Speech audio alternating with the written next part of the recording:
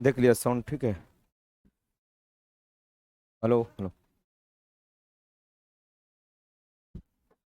कल कहाँ थे, लास्ट तक कहाँ थे? Last point 9 year. Non 9 year सुनाई दिया। नॉन लीनियर सर्किट क्या होता है? नॉन लीनियर क्या होता है? जो लीनियर ना हो। तो लीनियर क्या होता है? जो नॉन लीनियर ना हो।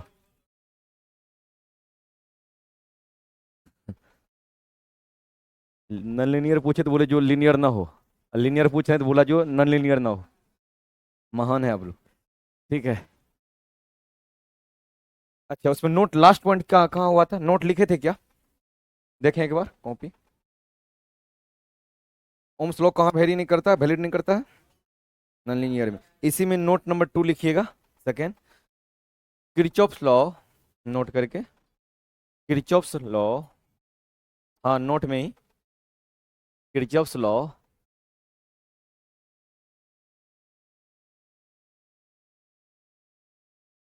लग जाएगा लग जाएगा। किरचॉफ्स लॉ आर, धीरे बोले। Kirchhoff's law are valid. Kirchhoff's लिखने आ रहा है आप लोग को? कैसे लिखे हैं? देखते हैं, मिलाइएगा ठीक लिखेगा नहीं। हमको खुद लिखने नहीं आ रहा था, आपको क्या बता।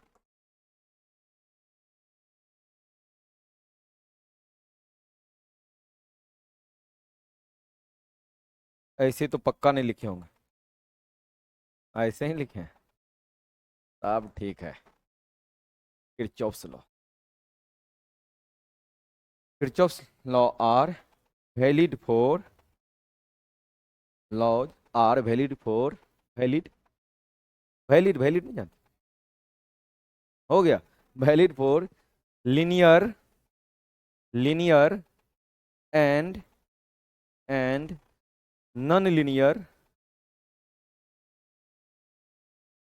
Linear and non linear both circuit, linear and non linear both the circuit.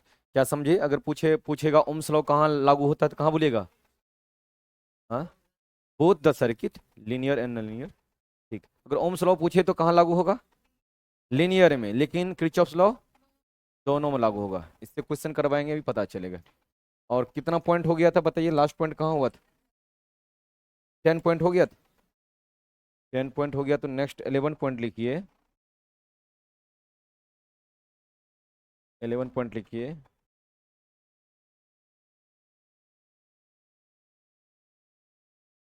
Active element. सबसे क्वेश्चन पूछा जाता है एक्टिव एलिमेंट्स। हेडिंग दीजिए एक्टिव। चलो, गुड इवनिंग सभी को, ऑनलाइन वाले जितने हो। एक्टिव एलिमेंट्स क्या होगा? एक्टिव एलिमेंट्स नाम से ही लग रहा है एक्टिव। यानी जैसे बोले ना, जैसे दो लड़का है, बोले ये एक्टिव लड़का है, इसका मतलब ये एनर्जेटिक है। हो गया ना? एनर्जेटिक होगा। और एक्टिव का उल्टा? हाँ, पैसिव। पैसिव मतलब ये सक्रिय नहीं है, निष्क्रिय लड़का है, सुस्त लड़का है। तो दो एलिमेंट होते हैं अपने सर्किट में, एक एक्टिव और एक पैसिव।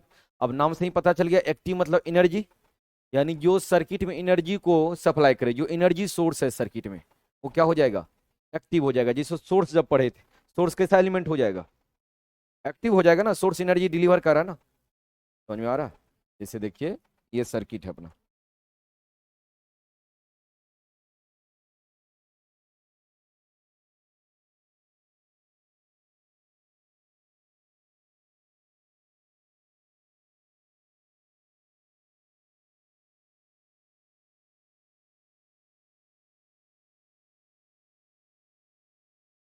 ये अपना सर्किट, ये आर है 1, ये R2, L और यहाँ से सप्लाई दे रहा। तो यहाँ जो सोर्स है ये क्या हो गया? एक्टिव एलिमेंट, क्योंकि ये एनर्जी है ना, एक्टिव है। ये जो सप्लाई करे सर्किट को पावर, वो क्या हो जाएगा?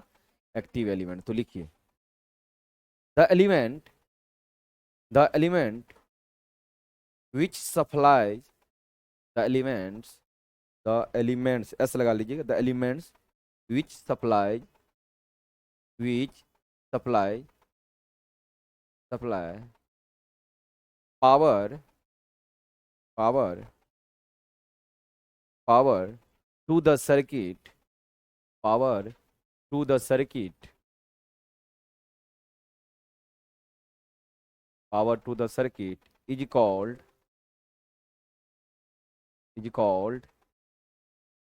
active element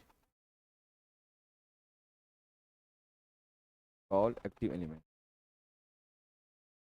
और सेकंड डिफिनेशन लिखिए और सेकंड डिफिनेशन और the element the element which the element which enhance the element which enhance the signal signal signal signal of the circuit enhance signal of the circuit is called active element active element example में क्या लिखेंगे लिखो battery generator और बाद में दूसरा definition लिखाए हैं इलेक्ट्रॉनिक्स वाला के लिए इलेक्ट्रॉनिक्स वाला बोलो इलेक्ट्रिकल वाला तो बोल दिया इलेक्ट्रॉनिक्स वाला बोलो आपका कौन सा ब्रांच है इलेक्ट्रिकल बोल दिया इलेक्ट्रॉनिक्स वाले बोलो दूसरा आप ही का सिग्नल को इनहेंस करवा रहे हैं कौन सा डिवाइस है आपके सर्किट में शादी विवाह में लाते हो क्या लाते हो अगर आवाज दूर तक भेजना है क्या बोलते हो ट्रांजिस्टर एम्पलीफायर एम्पलीफायर तो लिख लो एग्जाम्पल में लिखो बैटरी जनरेटर एम्पलीफायर ये सब क्या ईटीसी ईटीसी ये सब एक्टिव एलिमेंट हो गया ठीक है एक्टिव एलिमेंट ठीक है दूसरा नेक्स्ट आपका पैसिव एलिमेंट ये भी लिखोगे यही दूसरा यहाँ हम इसको इसका देते हैं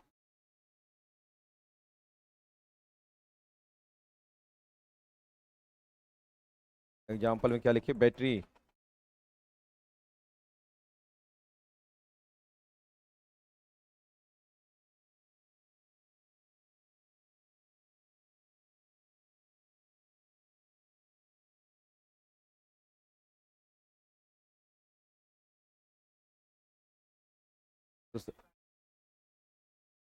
हाँ एटेन्यूएटर होता है एम्पलीफायर सिग्नल को बढ़ाता है एटेन्यूएटर सिग्नल को कमजोर करता है वीक करता है ठीक तो एक्टिव एलिमेंट दूसरा नेक्स्ट लिखो passive element passive element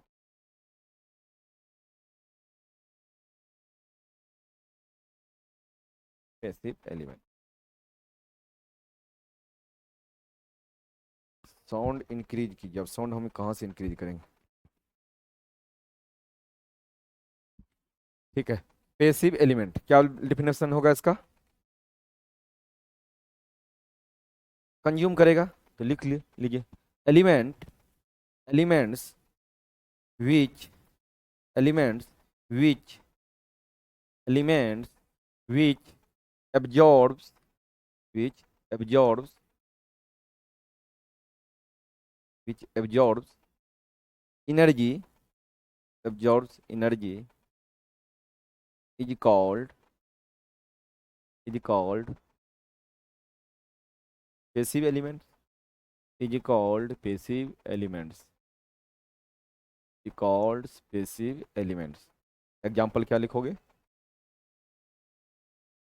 resistor inductor capacitor और ईटीसी हाँ क्या सर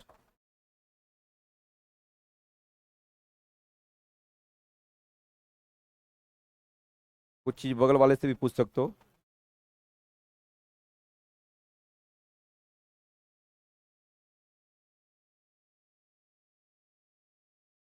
अब ये फिगर नीचे में बना लेना है ये फिगर लिख लेना है सबको यहाँ वन एक्टिव एलिमेंट है जबकि R1 R2 L और C पैसिव एलिमेंट अपने भाषा में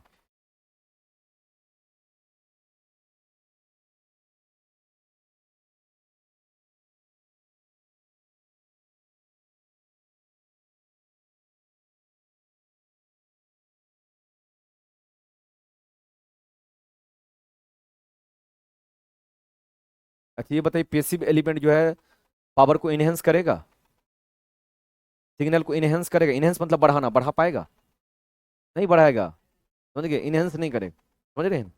हाँ तो ये सब अंडरस्टूड बात है, ऐसा नहीं ये बात भी हमको लिखाना पड़े, क्योंकि पहला हम इनहेंस ही लिखा दिए, दूसरा में अपने आप हो गया इनहेंस नहीं कर पाएगा, एब्जॉर्ब करेगा सिर्फ। देखिए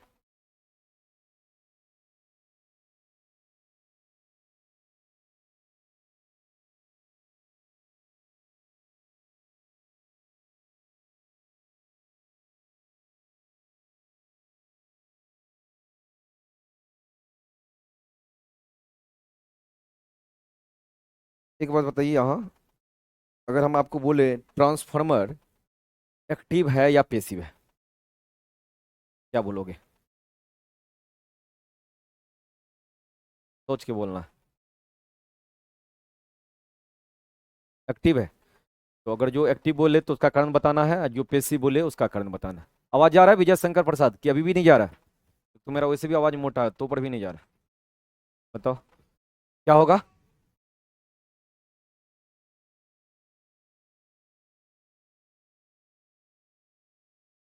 स्टोर भी करता है? स्टोर तो नहीं करेगा कभी जिंदगी में। हाँ पैसिव है, कैसे? ट्रांसफार्मर क्या करता है, वोल्टेज सिग्नल को क्या करता है, अप करता है ना, या डाउन करता है? तो सिग्नल को जो इनहेंस करेगा या डिक्रीज करेगा, इनहेंस मतलब कम ज्यादा दोनों करना, पेसिव जो रहेगा वो कम ज्यादा नहीं करेगा, जाने देगा आराम से, सिर्फ कंज्यूम करेगा, खाएगा, जैसे रेजिस्टर, इंडक्टर, कैपेसिटर। समझ गए? तो जो आपका ट्रांसफार्मर है ये कैसा एलिमेंट है, एक्टिव एलिमेंट। तो लिख लेना ये लोग, क्योंकि आप लोग मिस कर जाओगे, कंफ्यूजन आ गया था ना यहाँ इसलिए। हाँ ट्रांसफार्मर, ट्रांसफार्मर अगर शॉर्ट फॉर्म में लिखना हो तो TF ऐसे लिखा जाता, आप लोग समझ लेना। ट्रांसफार्मर है, TF मतलब ट्रांसफार्मर, या फुल फॉर्म आप लोग लिख लो, बाद में नहीं समझ में आएगा। ठीक, चलिए next point.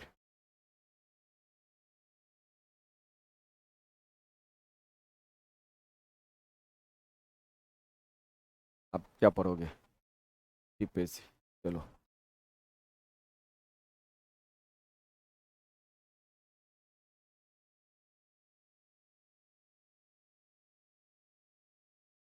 Unilateral element, unilateral elements.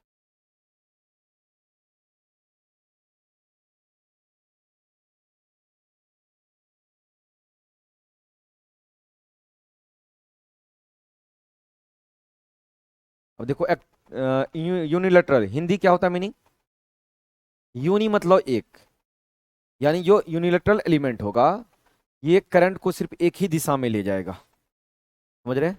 एक ही दिशा में, दोनों दिशा में नहीं ले जाएगा, दोनों दिशा में अलग अलग इंपीडेंस होगा। जैसे एग्जांपल डायोड, डायोड को अगर यहां से आप दोगे करंट इधर से, तो आराम से 0.3 के बाद, मान लो अगर जर्मेनियम है तो 0.3 के बाद ये क्या करेगा, कंडक्ट करेगा, जाएगा। लेकिन अगर यहां से मान लो यहां से सप्लाई दे रहे हैं तब तो जाने दे रहा है, अगर ये इसको बोलते हैं पॉजिटिव बाइस्ड।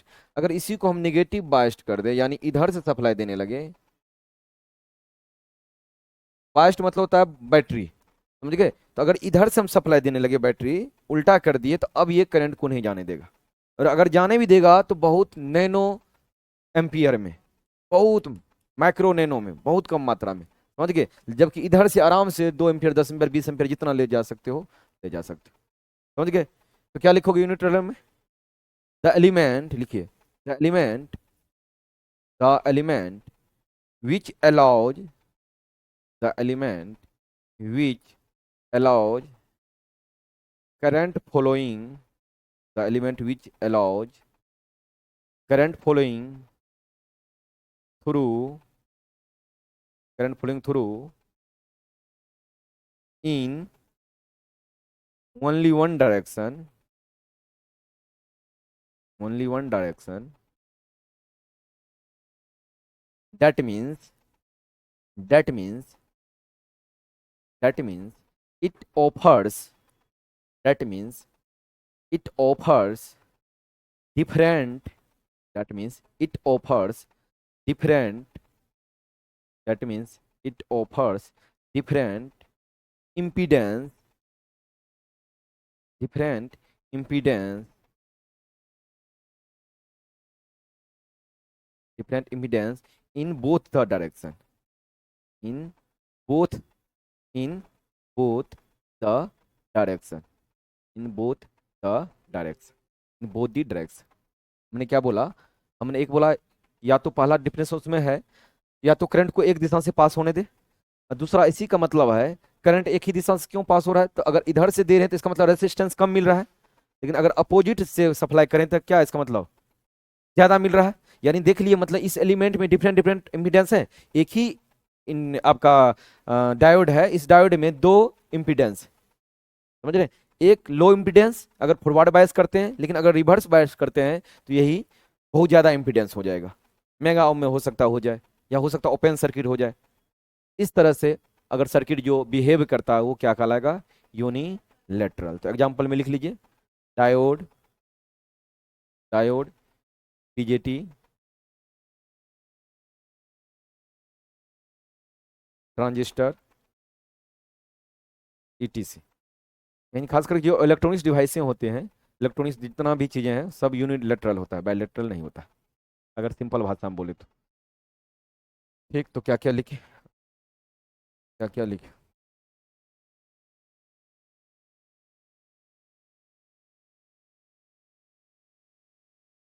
यूनिलैटरल में एग्जांपल क्या लिखे आप लोग?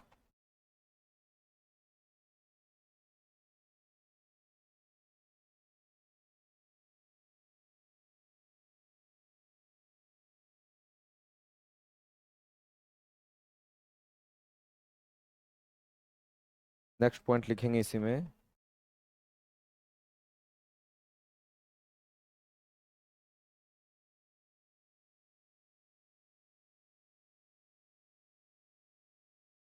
Bilateral element.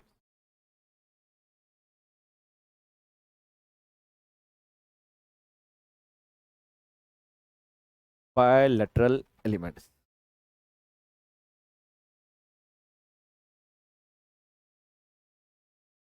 सर एक बार रिपीट कीजिए ना। अब हम क्या रिपीट करेंगे, हम खुद भूल जाते हैं। फिर से रिपीट करके, आपके पास तो और ऑलरेडी क्या है, वीडियो है, उसको रिपीट कर लेना, पूजा कुमारी। बायलैटरल एलिमेंट्स क्या होगा? बायलैटरल सिंपल है, लेकिन the elements which allow, the element which allow current flowing, which allows current flowing through, current flowing through both the direction, both the direction without, without changing, without changing, without changing impedance values, without changing impedance value. मतलब समझ गए? यानी ऐसा element जो दोनों तरफ से current को फ्लो करे बिना इंपीडेंस में चेंजिंग। जबकि पहले वाला में इंपीडेंस चेंज हो रहा, पहला में कम इंपीडेंस, और रिवर्स करे थे तो ज्यादा मिल रहा था, लेकिन इसमें नहीं मिलेगा। तो एग्जांपल में क्या आ जाएगा? बस यही तीन आदमी है, रेसिस्टर, कैपेसिटर, इंडक्टर, लिख लीजिए।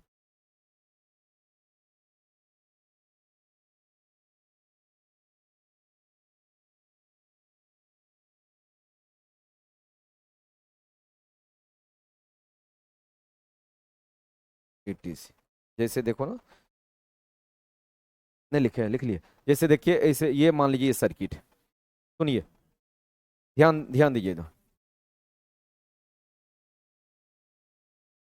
हाँ, अरे रेसिस्टर, ए बाबा, रेसिस्टर, इंडक्टर, कैपेसिटर लिखे, मिटाए कहाँ? लिखो लिखो।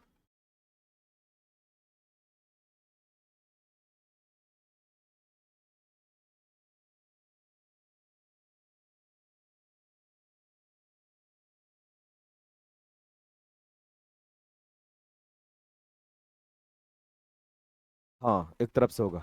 अगर मान लो गलती से दोनों तरफ से पास भी हो गया तो मैग्नीट्यूड करंट का अलग अलग हो जाएगा, जैसे एक नैनो एम्पियर में आ जाएगा। जब आगे पढ़ोगे ना, जब सर पढ़ाएंगे इलेक्ट्रॉनिक्स में, तो आपको बताएंगे जो करंट अगर हम रिवर्स बायस्ड भी करेंगे तो थोड़ा मात्रा में नैनो एम्पियर में सिलिकॉन में होता है, और माइक्रो, हाँ ना के बराबर, और माइक्रो एम्पियर में होता है जर्मेनियम में।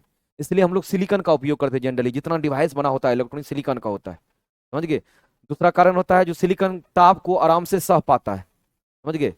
तीसरा कारण होता है सिलिकॉन दुनिया में प्रचुर मात्रा में पाया जाता है। बालू देखियो, बालू ही तो बालू है, रेगिस्तान दुनिया है, उसी में सिलिकॉन होता है, समझ गए। तो ये सब चीजें हैं जो आपको सर बताएंगे, जो पढ़ाएंगे। तो कैसे पढ़ाए थे सर कल, कैसा था? बढ़िया पढ़ाए थे? हाँ पीडीएफ मिल जाएगा, पहले पढ़ाए थे कैसे वो बताइए। इंग्लिश में पढ़ा रहे थे, पीपीटी पढ़ा रहे थे, ठीक है। तो पीपीटी पे तो पढ़िए, क्या दिक्कत है, समझ मेन है समझना, समझने आना चाहिए। अगर हर एक बातें पीपीटी पे भी समझा दे रहे हैं, और अगर मान लीजिए लिखा भी दे रहे हैं तो बहुत बेटर चीज़ है। हाँ ऑनलाइन लिखा नहीं पा रहे हैं?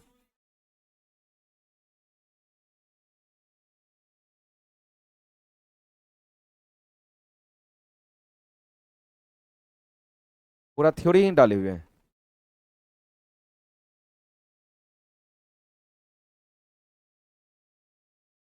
अच्छा ऐसा कीजिए, थ्योरी भी ले लीजिए, ठीक है, हम उनको बोलेंगे समरी भी कर दे।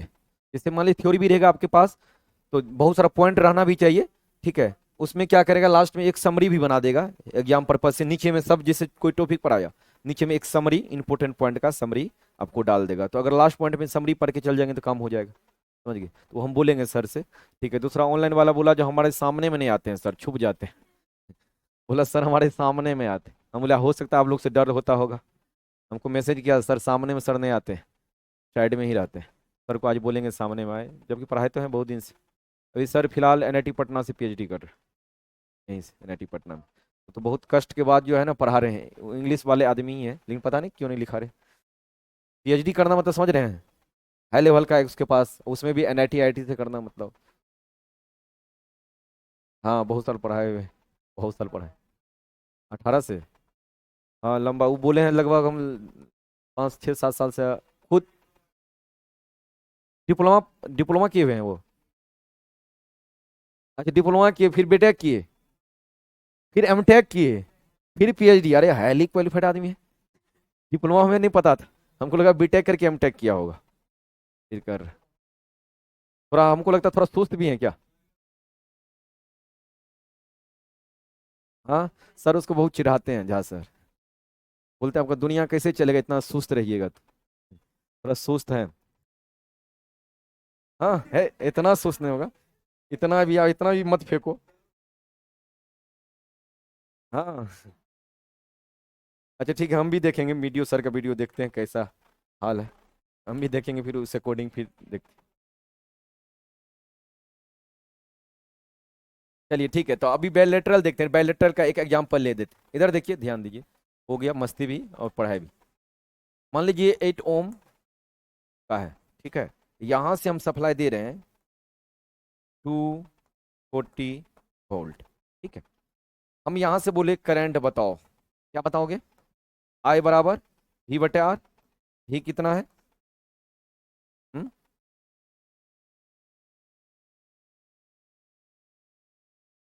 30 क्या वोल्ट, एम्पियर। अब चलो 30 एम्पियर आया, देखते हैं क्या ये फ्लो कर रहा है मेरा बायलैटरल का रूल। सेम सर्किट हम बनाए, यहाँ 8 ओम है, पहले देख लेना बाद में उतारना। अब हम इसका रिवर्स बायस कर दिए, अब वोल्टेज सप्लाई दे दिए, प्लस टर्मिनल ये माइनस टर्मिनल हो गया, पहले ये प्लस था ये माइनस था। यहाँ सप्लाई के 240, सेम चीज रहने देखिए, ठीक है। अब देखो यहाँ प्लस टर्मिनल है, करंट यहाँ से निकलेगा। अब अगर हम करंट देखें इस सर्किट में अगर आए तो आई बराबर क्या होगा, V बटे आर। भी कितना 240 बटे 8 कितना 30 एम्पियर। यानी एक और दूसरा जो फिगर है दोनों में सेम करंट आया, इसका मतलब ये एलो कर रहा है। इसलिए जब आप इंडक्टर कैपेसिटर और जब रेसिस्टर पढ़ते हो ये क्या हो जाता है, बायलैटरल एलिमेंट हो जाता है। तो लिख लेना, सर्किट को बना लीजिए, नीचे नीचे में बना लीजिए, लिख लीजिएगा इट शोज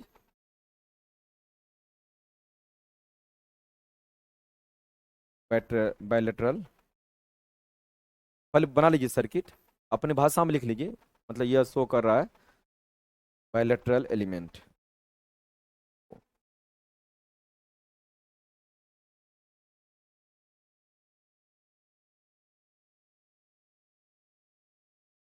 हाँ क्या किया?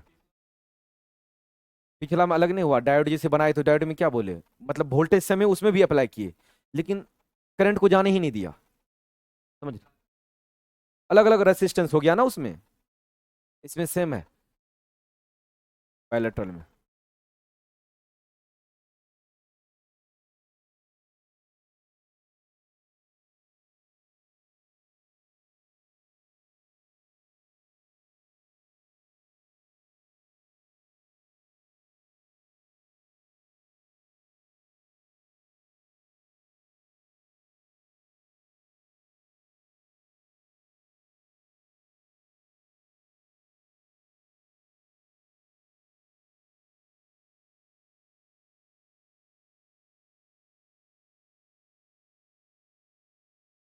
हो गया। आप कौन सा चीज छोटा, हमको नहीं लग रहा बेसिक में कुछ छोटा आप लोग से, सभी चीज बना ही लोगे। अच्छा एक चीज और पढ़ लो, इतना चीज पढ़ लेंगे तो आपको दिक्कत नहीं होगा। हो गया, हो गया, बना लिए।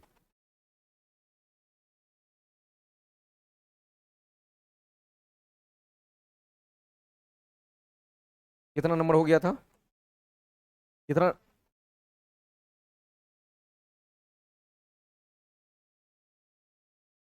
15। 15 में हम लोग क्या सीखेंगे?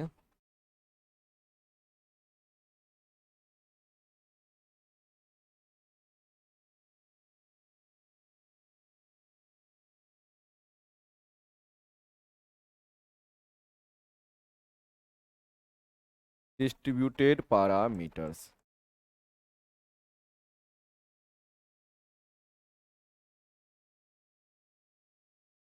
Distributed parameter.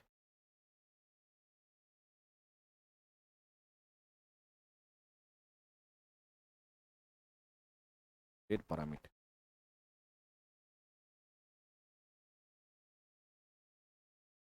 ये क्या होगा?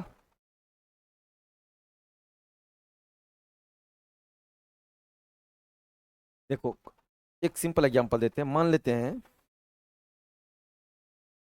जैसे मान लेते हैं एक वायर लिए, कंडक्टर लिए, ठीक।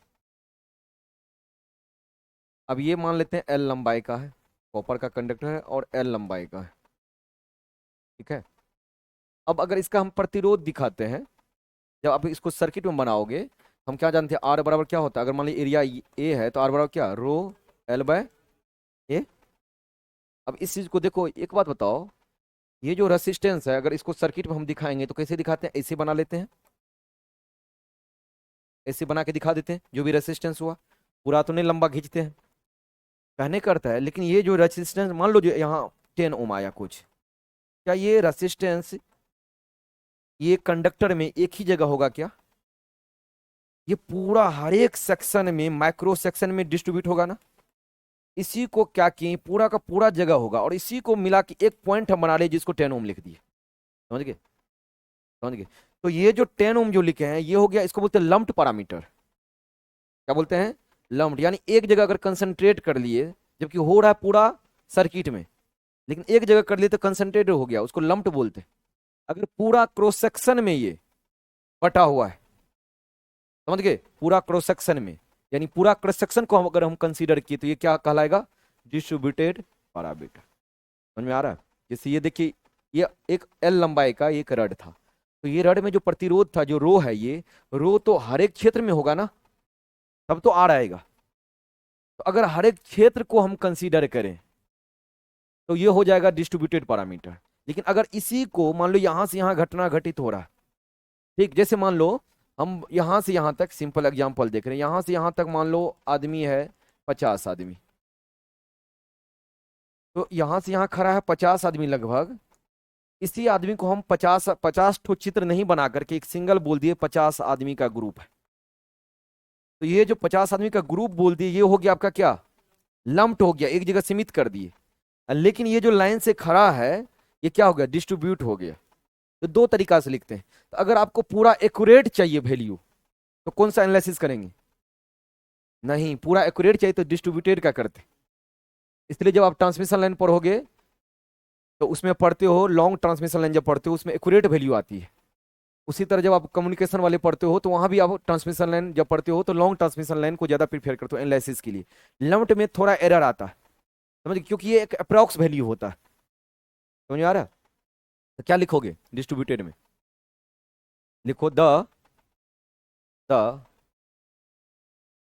parameter the parameters which equally distributed the parameter which equally distributed along along equally distributed along all over the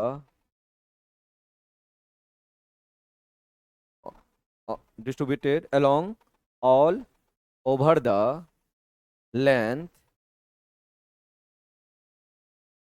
then and cannot cannot concentrated and cannot concentrated at a single point cannot concentrated at a single point is called distributed parameters called distributed parameters called distributed parameter। ठीक है, distributed parameter लिखो। इसका आगे for analysis purpose for analysis purpose for analysis purpose for analysis purpose generally we used distributed parameter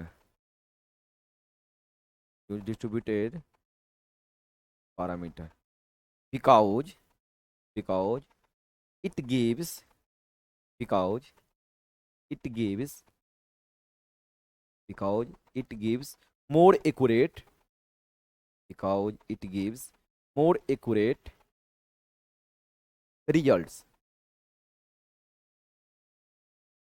more accurate results it gives more accurate results। ठीक है, तो लिख लेना एग्जाम्पल में जैसे long transmission line example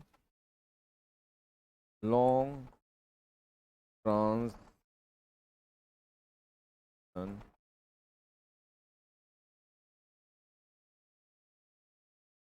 long transmission line में हमेशा हम कैपेसिटर इंडक्टर और रेसिस्टेंस निकालते, हर एक सेक्शन का निकालते।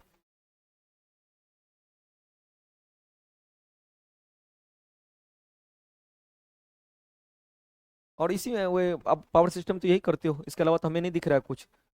सब जगह तो लंप्ड ही मान लेते हो, जितना डिवाइस है लंप्ड ही मानते हो। बस यही कि लॉन्ग लाइन है जो कि आपका कम्युनिकेशन में भी यूज करते हो और पावर लाइन में भी यही यूज होता है जनरली। यहाँ एक्यूरेट वैल्यू हम लोग देखते हैं, फिर यही एटेन्यूएशन सब आता है, वो जो अभी बोला ना एटेन्यूएशन, एटेन्यूएशन सब यही आता है, यही यूज होता है। ठीक, सिग्नल को बढ़ाते घटाते हैं। अब यहाँ हम नेक्स्ट बढ़ते हैं। नेक्स्ट में आपका कितना नंबर ये था? 15। 16 नंबर क्या होगा? Lumped parameter. Lumped parameter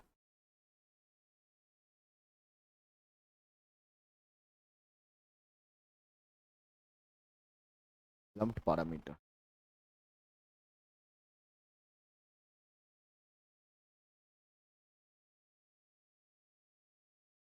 lumped parameter.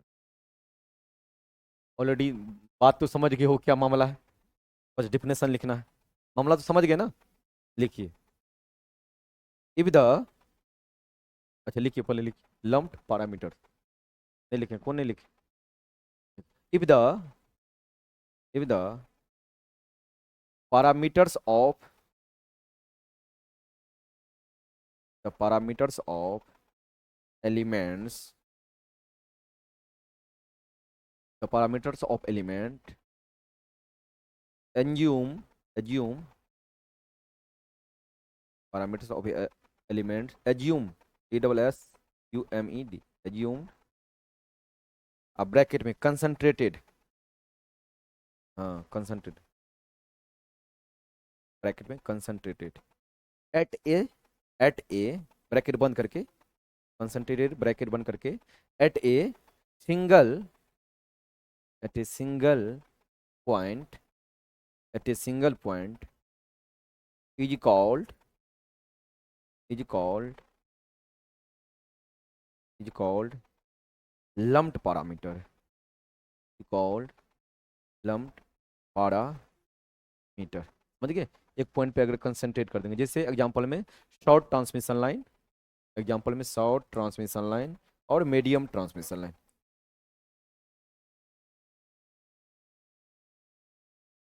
Transmission transmission का टी आर भी लिखते हैं, लाइन या मीडियम ट्रांसमिशन,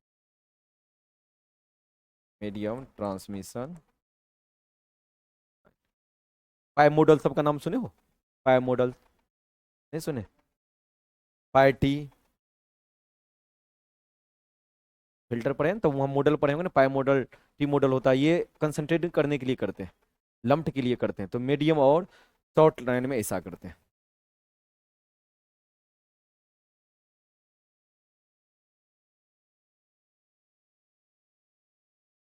ठीक, short transmission, medium transmission line.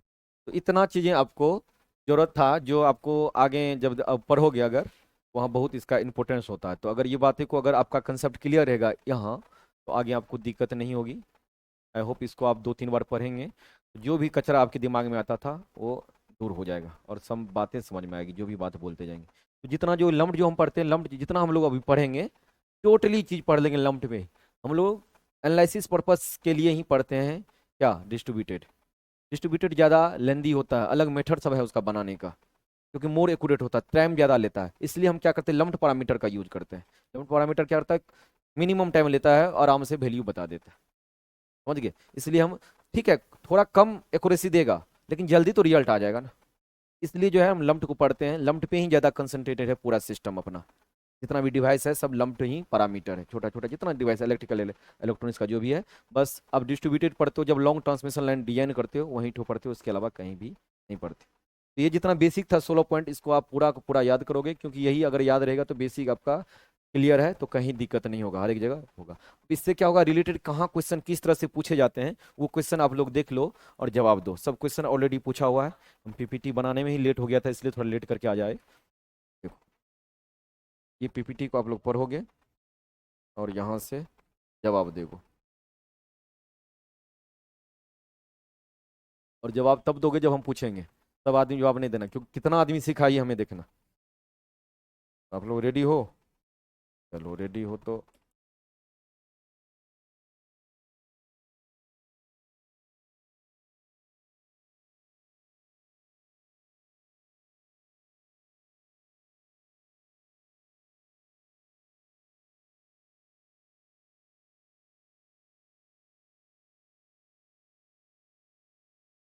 चलो रुको, पहले पढ़ लो सब आदमी, फिर हम जिससे पूछेंगे वो जवाब देगा।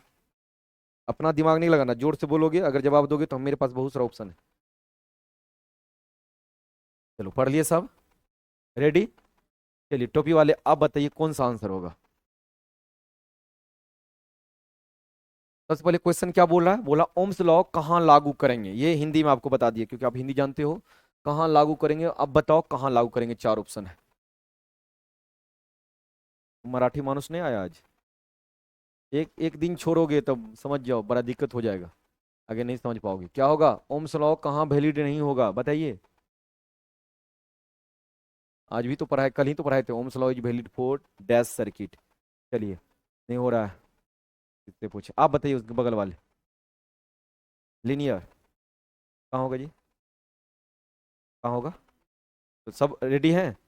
लीनियर, लीनियर तो ये क्वेश्चन पूछा हुआ है, समझ गए, ये एग्जाम में, आपके एग्जाम में पूछा हुआ है लीनियर। तो आंसर हो गया। चलो इसी तरह सेकंड क्वेश्चन भी जिससे पूछेंगे वो जवाब देना। तो सीखो, क्यों गड़बड़ाया, इसका मतलब आप नहीं कॉपी पढ़ते हो, कॉपी नहीं पढ़ते हो। इतना अच्छा से पढ़ाने के बाद अगर नहीं पढ़ोगे, चलो इसको भी पढ़ो, उसके बाद हमको जवाब देना सब आदमी। ये पूछा हुआ, जिससे पूछेंगे वो जवाब देना, आगे नहीं बढ़ना है।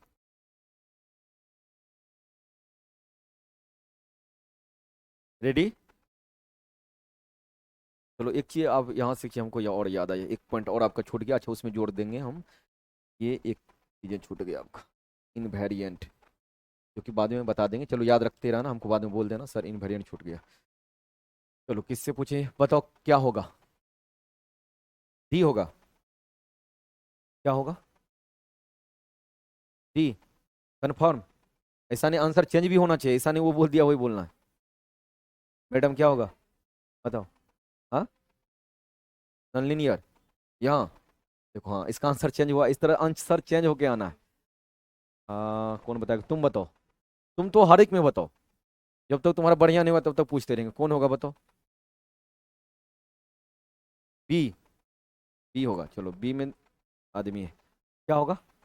हाँ हाँ, लीनियर और नॉन लीनियर दोनों होगा। डी बोल रहे हो आप? क्या होगा जी? हाँ हाँ हाँ, डी। चलो मेजोरिटी क्या होगा और बताओ, सब बताओ। बी कौन बोला? बी क्यों बोला? अभी तो पढ़ा है, नोट में लिखा है। शुरुआत का ही नोट है, आज स्टार्ट क्लास किए हैं और वहीं से क्लास किए हैं, नोट स्टार्ट किए। जो यही एक है, किरचॉफ लिख भी दिए थे बोर्ड पे, जो किरचॉफ आप लोग को लिखने नहीं आएगा। मिस कर रहे हो? मिस कर रहे हो ना जी। ये पूछा हुआ क्वेश्चन है, मैं अपने से नहीं बनाया हूँ, ये पूछा हुआ क्वेश्चन है। लीनियर मार के आते हो आप लोग, कभी कभी नॉन लीनियर मार देते हो। तो डी नंबर आंसर है, सब एसएससी का आरआरबी का ही क्वेश्चन है और कोई स्टेट का है। ठीक है, नेक्स्ट क्वेश्चन को पढ़ो और जवाब दो।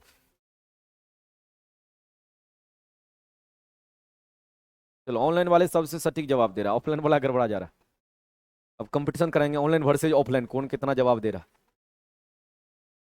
पहले पढ़ लो, बाद में पीडीएफ का ध्यान देना।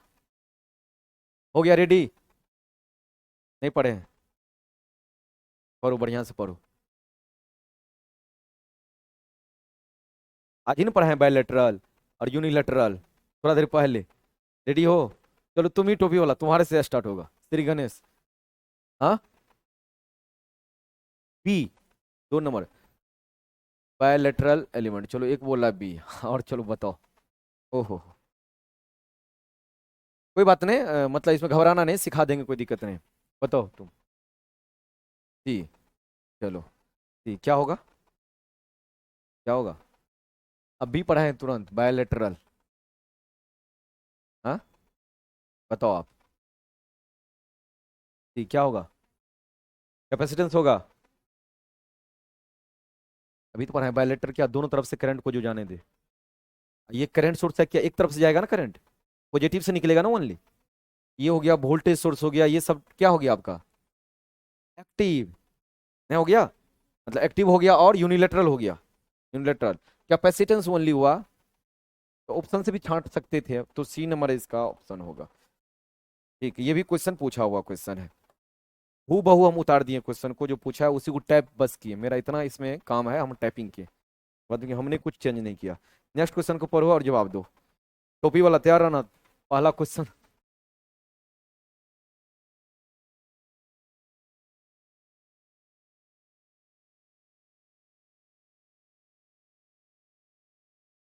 Which of the following active element, बस उसका उल्टा है। चलो बताओ टोपी। अब तो नोट बढ़िया से पढ़ते तो उसमें भी लिखा हुआ था, सोचा नहीं तो नोट में लिखाते हैं। हाँ, कन्फर्म। इसका मतलब सही बोल रहा है, वो सही बोल दिया तो इसका मतलब सब। तो ये हो गया, देख के बताया जी, देख के बताया, चलो कोई बात। तो ये तीनों क्या हो गया? हाँ, पैसिव और पैसिव भी है। देखो एक एलिमेंट कितना है और बायलैटरल भी है ना, तो एक एलिमेंट बहुत सारी चीजें हो सकती है, एक्टिव भी कोई हो सकता है, सोर्स भी बन सकता है, तो ऐसा दिया रहता है। अच्छा वो भी क्वेश्चन करा देते हैं, क्या रहता है ना, जैसे लिखा रहता है ये एलिमेंट है, नाम दे देगा, बैटरी है। अब नीचे में 4 ऑप्शन होगा, एक्टिव, समझ गए, उसके बाद रहेगा सोर्स, सी में रहेगा एक्टिव एंड सोर्स, समझ गए, इस तरह से बना रहेगा। इसी तरह रहेगा कैपेसिटर को कहते हैं, और कैपेसिटर क्या है, पेसिव एलिमेंट। दूसरा रहेगा बायलैटरल, तीसरा रहेगा passive and bilateral. Passive and bilateral, एक एलिमेंट बहुत सारे एलिमेंट कहला सकते हैं, बहुत सारे नाम से जाने जा सकते हैं। तो ये आप जोड़ के उसको करना, बाद में होगा तो ऐसा क्वेश्चन अगर मिल जाए तो हम करवा देंगे, ऐसा क्वेश्चन पूछे जाते हैं। चलो इसमें सब तैयार है ना, फिर वही टोपी तुमसे यहाँ स्टार्ट होगा, अगर तुम बोल दोगे तो मामला खत्म हो जाएगा।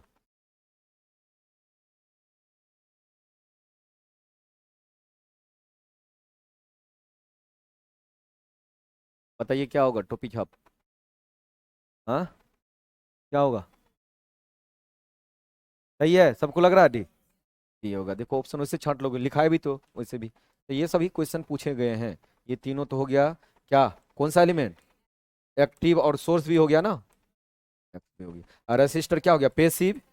क्या क्या नाम हो सकता है बताओ? पेसिव, बायलेटरल, और लोड भी हो सकता है। गुड। तो यानी तीन तीन नाम हो सकता है इसका। पेसिव, बायलेटरल, लोड, तीनों का तीनों नाम। नेक्स्ट क्वेश्चन देखते हैं। यानी आंसर डी फॉर डॉग। जो नहीं आएगा पछताएगा। इसको बनाओ। चलो इसको बनाओ, ये बनाने वाला है। सब आदमी बनाएंगे। सब आदमी बनाएंगे।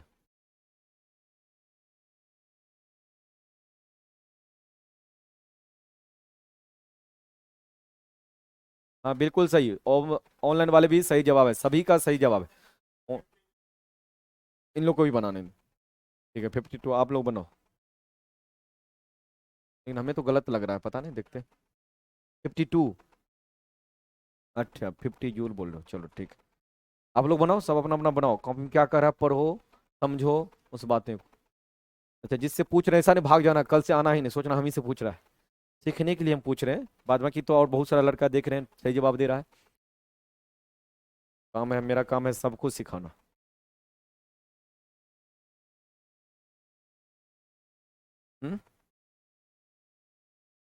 50।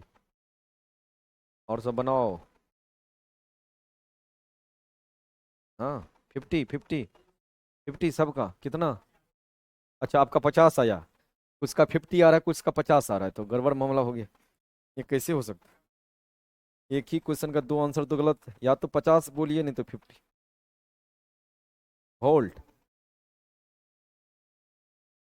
धन है प्रभु।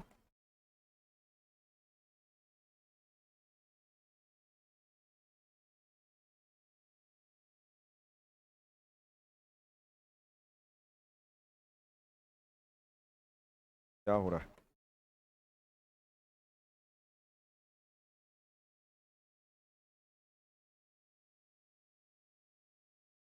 वर्क डन में क्या था? क्या? आर जी चार्ज, ठीक है। अब देखो पोटेंशियल दिया हुआ कितना। वर्क डन पूछ रहा है, यानी डब्लू पूछ रहा है। और चार्ज कितना दिया हुआ? कहाँ कुछ है इसमें? बस फॉर्मूला याद रहना चाहिए। 50 जूल निकल के तैयार हो जाता।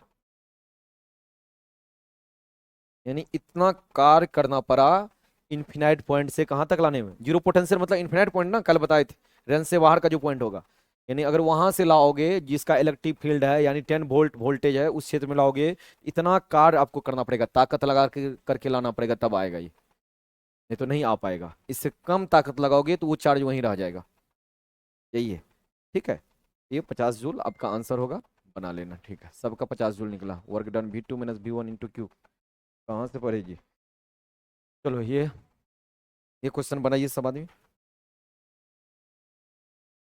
ये भी क्वेश्चन पूछा हुआ क्वेश्चन है, ये तो आईटीआई में पूछा हुआ। आपकी लेवल का भी नहीं होना चाहिए। आईटीआई जो एग्जाम सब होता है ना, बीएसपीसीएल सबका जिस लेवल का, उसमें पूछा हुआ। आज का बीपीएससीएल का टेस्ट है, उसमें भी ये क्वेश्चन है। बीएचपीसीएल का।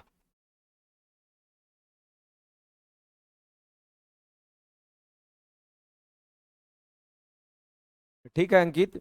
वही बात हुआ, V2 - V1 × Q। Change in potential भी कह सकते हो उसको, इंटू क्यू।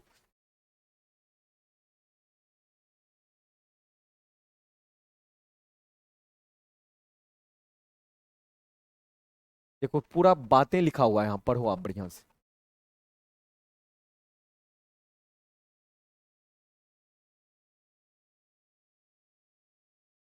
क्या हो जाएगा? 30 सेकेंड में है तो किस में आएगा? चार्ज है तो कूलम में ही आएगा ना। चार्ज है ना, चार्ज बोल दिया तो किस में होगा? कूलम में होगा। करंट पूछ रहा है, अरे करंट पूछ रहा है, इतना सोचोगे? करंट पूछ रहा है, चार्ज दिया हुआ है।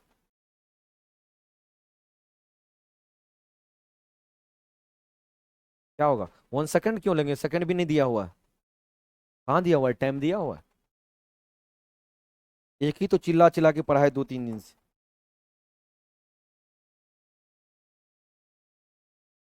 क्या? Q/, क्यू कितना दिया हुआ है, क्यू बराबर दिया हुआ 10t। तो क्या करोगे, 10 × t/dt। टी, टी से टी डी टी कैंसल, यहाँ क्या 10 क्या एम्पियर। यही तो हो गया आंसर। कहाँ वैल्यू पुट करना था, सही आपका हो जाता, इस कंडीशन में आपका सही हो जाता क्योंकि आपने 1 पुट कर, लेकिन t² दिया रहता तब आप, तब पर भी सही हो जाता। ऐसा मामला ही था जो t1 आप बार बार पुट करते। हाँ, तब आप फंस जाते।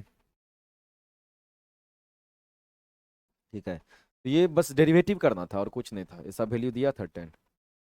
यहाँ बहुत आदमी टाइम खोजता, मामला गड़बड़ा जाता, टाइम नहीं दिया हुआ, यहाँ डेरिवेटिव बोला, बोला बताओ करंट इतना फ्लो हो रहा है, और इसलिए हम डेरिवेटिव किए, क्यों किए, तो देखो टाइम डिपेंडेंट है, यानी समय के साथ बदल रहा है, मौसम की तरह बदल रहा है, तो इंस्टेंटेनियस वैल्यू तो मौसम की तरह बदलता है, समय के साथ बदलता है, इसलिए।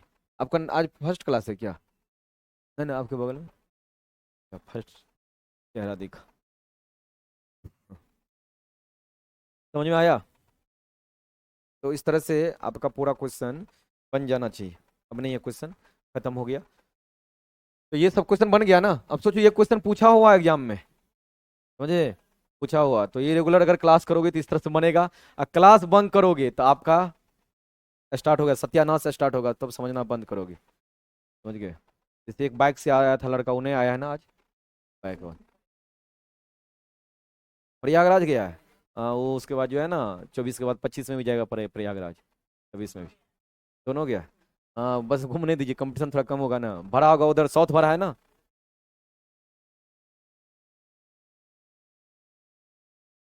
एक चीज क्या छोड़ दिए हम, टाइम वेरिएंट, टाइम वेरिएंट ना, उसको भी पर इनवेरिएंट है तो पढ़ा, ये भी पढ़िए लो, अभी टाइम है तो 3 मिनट है, पढ़ा देते, चलिए।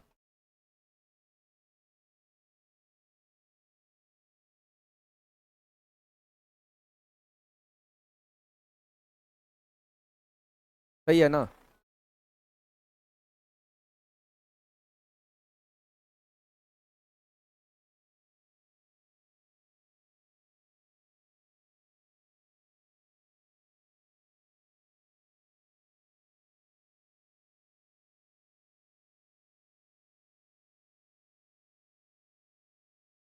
टाइम वेरिएंट एलिमेंट्स या सर्किट, टाइम वेरिएंट एलिमेंट्स,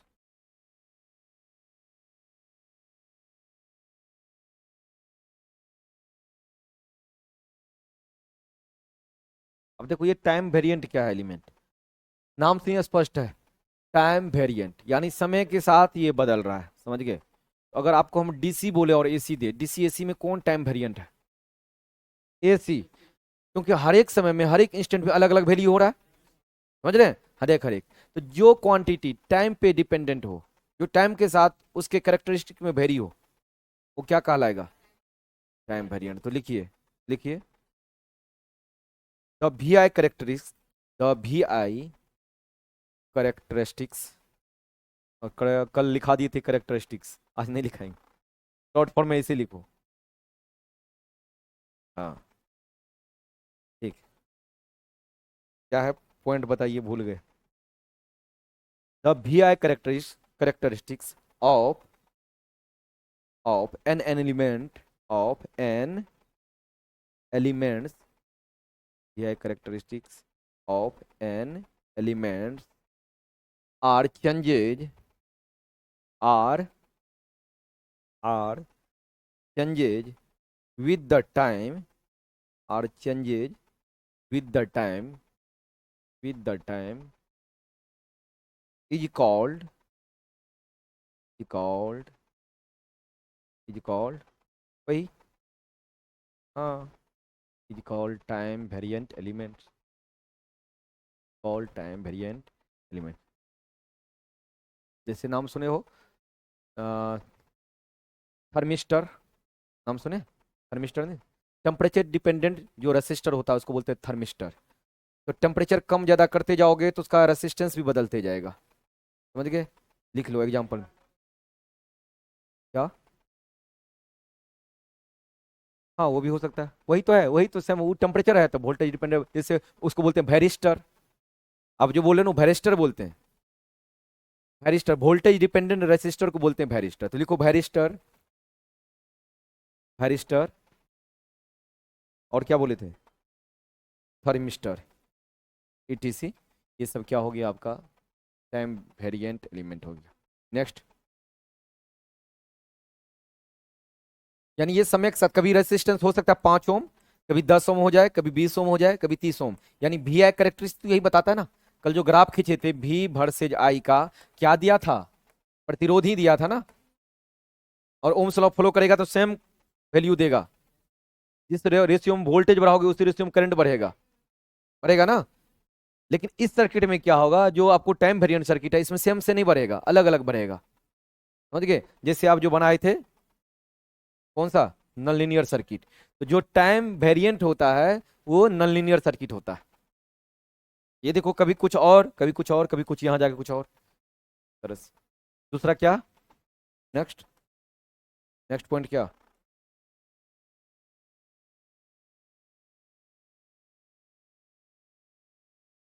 एक टाइम वेरी कर रहा है तो टाइम वेरिएंट, जो टाइम पे वेरी नहीं करेगा, टाइम इनवेरिएंट, कांस्टेंट नहीं, वही बात है।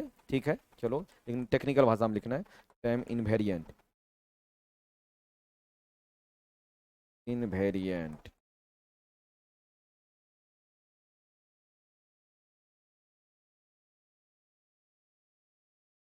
देखिए द वी आई करेक्टरिस्टिक, अच्छा लिख लो पहले, लिखो time invariant elements.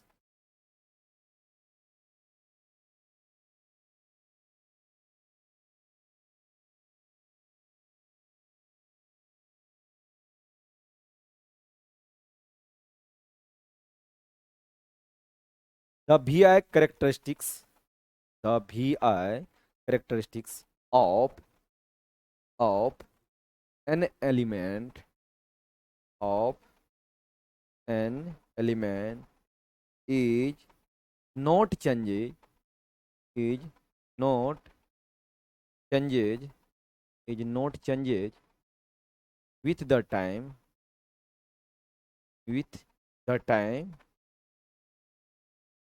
with the time, is called, is called, is called vi characteristics, called, sorry, is called time invariant।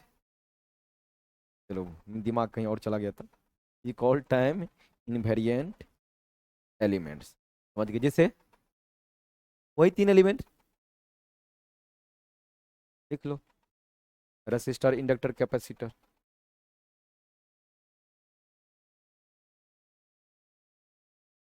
वो अलग बात है, जो अगर धातु लोगे तो टाइम के साथ लिख लो, ये जनरली यही होता है, ये आइडियल कंडीशन होता है। क्योंकि अगर टेम्परेचर बढ़ाते हो ना तो धातु जो होता है ना उसका प्रतिरोध भी बढ़ता है, समझ गए। किसी किसी और पे पढ़ाएंगे आगे, जब पढ़ाएंगे टेम्परेचर कोफिशिएंट जब पढ़ाएंगे उसमें आपको पता चलेगा, जो धातु होता है उस धातु का प्रतिरोध टेम्परेचर के साथ बढ़ता है, जिसका फॉर्मूला आप लोग ये लिखते हो, आर टी बराबर आर नोट। कभी न कभी देखे होंगे जिंदगी में, ऐसा मिला होगा आपको। टेम्परेचर डिपेंडेंट होता है, समझे। लेकिन आइडियल केस में जो लिखते हैं टाइम इनवेरिएंट में, यही resistor, conductor, sorry resistance, inductance और कैपेसिटेंस, ये तीनों चीजें आता है। हाँ इंडक्टर, कैपेसिटर, तीनों का तीनों एलिमेंट होगा। ठीक है, तो ये टाइम वेरिएंट, टाइम इनवेरिएंट, इसमें से भी क्वेश्चन कुछ रहता है, दिया रहेगा तो उसे भी आप बना लेना, जिस तरह 4 5 क्वेश्चन था इस तरह से। ठीक है, तो आज का मेरा सेशन को करते हैं इंड, फिर मिलते हैं, कल तो बंद है ना। हाँ बिल्कुल आएंगे, कॉल नहीं किए तो आएंगे। तुम लोग क्यों भागने के चक्कर में रहते। हाँ क्लास रहेगा आपका, कल नहीं, कल नहीं रहेगा ना। हाँ 2 दिन मजा लो ना, छुट्टी। हाँ जेई वाला टेस्ट दो आप लोग, CBT 1 है ना। अभी रुको, नन नन टेक का दो, फिर हम टेक स्टार्ट कर रहे हैं बहुत जल्दी। कुछ पढ़ा देंगे ना चैप्टर, हाँ कुछ हो जाएगा ना तब, नहीं तो आप लोग फिर बोर हो जाओगे। हाँ शुरुआत में तो हम ही कराते थे, लेकिन हमको टाइम नहीं मिला तो हम दे दिए एक और टीचर को। तो फिजिक्स हम ही कराते, फिजिक्स भी हम पढ़ाते थे इस संस्थान में, बहुत दिन तक पढ़ाए हैं, फिजिक्स भी पढ़ाए।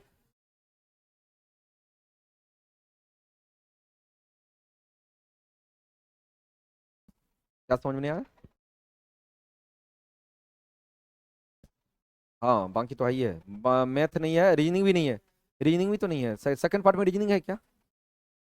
अच्छा फर्स्ट पार्ट में। अच्छा अच्छा। नहीं सेकंड पार्ट के लिए हम स्टार्ट करेंगे टेक्निकल का, क्योंकि देते जाओगे ना, अगर क्वेश्चन बनाते जाओगे कम से कम 7-8 हजार क्वेश्चन बन जाएगा ना, उसी क्वेश्चन में से फंस जाएगा 7-8 हजार। वीटी 1 तो चल ही रहा है ना अभी, तो उसमें दो दो आकर के सर सब तो डिस्कशन ले ही रहे, सर तो डिस्कशन चल ही रहा है। तो दोगे तो उससे प्रैक्टिस होगा, और CBT 1 निकल जाएगा तो 2 मैं गारंटी दे रहा हूँ निकल जाएगा। जितना पढ़ाऊंगा देखना कॉपी से बाहर नहीं जाएगा, वही पूछेगा, उसका जो आदत है वही पूछेगा। और CBT 1 में ही बहुत लड़का छट जाएगा, क्योंकि जिसका टेक्निकल बहुत मजबूत होता है उसका नॉन टेक थोड़ा कमजोर होता है। समझ गए? तो जो इधर बीटेक वाला लड़का को आप छाड़ दोगे फर्स्ट में, क्योंकि बीटेक वाला लड़का टेक्निकल में माहिर होता है, और आप लोग जो होते हैं ना डिप्लोमा वाला, वो नॉन टेक्निकल भी ठीक होता है। वो अलग बात है, आपका ठीक है कि नहीं वो हमें नहीं पता लेकिन खास करके देखा गया है, जो अभी मैं बता रहा हूँ सिनेरियो, जो RRB बेंगलोर का बात कर रहा हूँ, 10 टीम है एक इंजीनियर का, 10 टीम में जो है ना 2 ही बीटेक वाला है, 8 तो डिप्लोमा वाला ही। फिर हमारे दोस्त से बात होता है तो बताता ये 8 के पास टेक्निकल नॉलेज बढ़िया नहीं है, लेकिन CBT 1 जो पास कर गया ना कमाल कर गया, उसके बाद CBT 2 में जो है ना उतना कंपटीशन कम जाता है। समझिए? हार्ड कंपटीशन नहीं रहता, CBT 2 में और कम जाता है, CBT 1 निकालना मुश्किल होता है। और जो छठा है जो भी बीटेक वाला, वो 1 में ही छटता है। अब तैयार रहो इधर से, समझिए? क्योंकि ये तुम्हारे जैसे जैसे पटना, खासकर जो पटना में रहते हो ना, पटना में बेनिफिट ये आपको होता है, जो ये टेस्ट सीरीज जो मारते हो ना, ये आपको बूस्टअप करता है। बाहर में ऐसा सिस्टम है ही नहीं, हम लोग तो बहुत सारा शहर रहे हैं, ऐसा सिस्टम नहीं है ये टेस्ट मारने का। इतना भीड़ में नहीं दे पाओगे वहाँ, बस ऑनलाइन मारते हो, उस तरह से भावना नहीं जग पाती। तो टेस्ट जितना दोगे उतना फायदा होगा। CBT 1 का तैयारी करो बढ़िया से, CBT 2 निकल जाएगा। और CBT 1 और 2 के बीच में बहुत कम समय होता है, 2 महीना मुश्किल से, 2 महीना में तब पढ़ोगे, सोचोगे टेक्निकल पढ़ें, तो संभव नहीं है, हड़बड़ा जाओगे। बहुत आदमी तो ये सोचेगा ना इंतजार में रहेगा, इंतजार में क्या रहेगा, होगा कि नहीं होगा, होगा कि नहीं होगा, मतलब 2 नंबर ज्यादा है, या मान लो क्रॉस पे जो है बॉर्डर पे, मान लो 60 नंबर किसी का आया है, 65 नंबर, अब वो डाउट में ही रहेगा ना, सेकंड पार्ट का तैयारी कर ही नहीं पाएगा। लेकिन अभी से अगर थोड़ा थोड़ा तैयारी रहेगा, तो अगर वहां जब ही हुआ, बस रिवाइजिंग करेगा, यहाँ कॉपी को उल्टाएगा, रिजल्ट आ जाएगा। क्या रहना, रेडी रहना। बाद में के भी बहुत समय है, पहले 1 दीजिए उसके बाद चलेगा। और अब सबका क्वेश्चन है, PPT कहाँ मिलेगा, कहाँ मिलेगा PPT? व्हाट्सएप ग्रुप में। अब वहां से कॉल आएगा, सर व्हाट्सएप ग्रुप में तो हम है ही नहीं। ठीक है, व्हाट्सएप ग्रुप में नहीं है, देखो एक नंबर दे देते हैं, यहाँ मेल कर देना, हम जोड़ देंगे। जो भी अगर व्हाट्सएप में नहीं हो, इस नंबर पे आप बोल देना जेई लिख देना, हम जेई वाले बैच से हैं तो हम लिख देंगे। रुको 1 मिनट पहले लिखने दो। ये मेल पे अगर जिसका भी ऑनलाइन वाले, जिसका नंबर आपको जोड़ना है, इस पे कर देना। और कोई क्वेरी भी हो तो इसी पे करना।